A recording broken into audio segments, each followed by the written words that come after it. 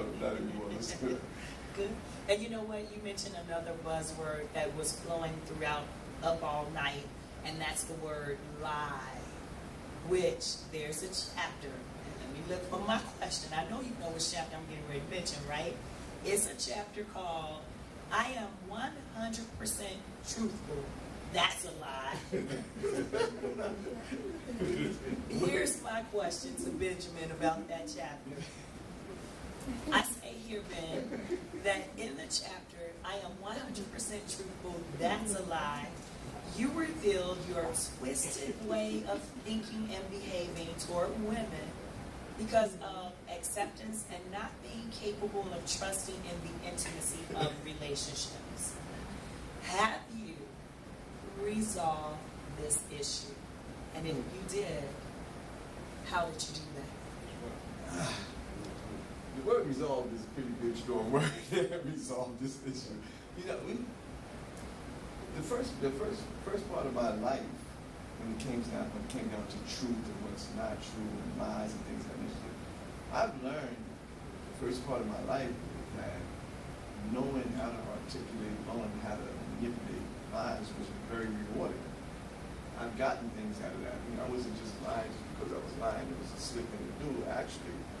In the circles that I ran and the things that I needed to do and the things that I wanted early in life, when it came down to fast money, when it came down to superficial relationships, sexual relationships, things of that nature, lies was my best.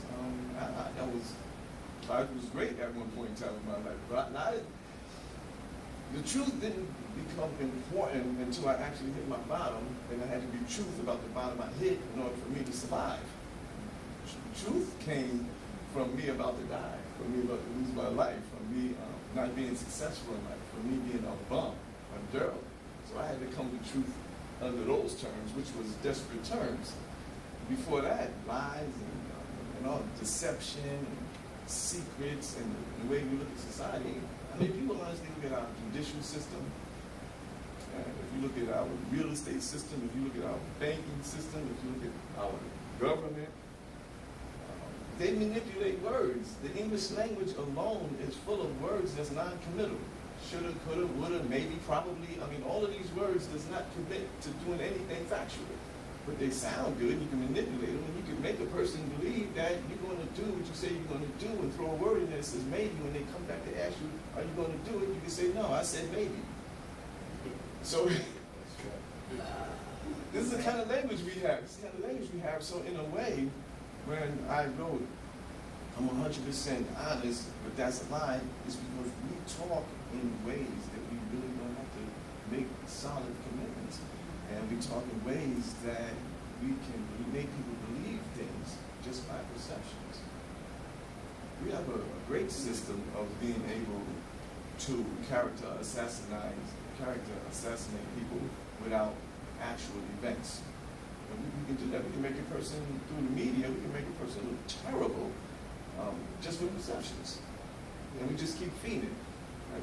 Most people ride down the street who are very hungry, the first thing they'll think about is McDonald's. I think that's like the worst food on earth.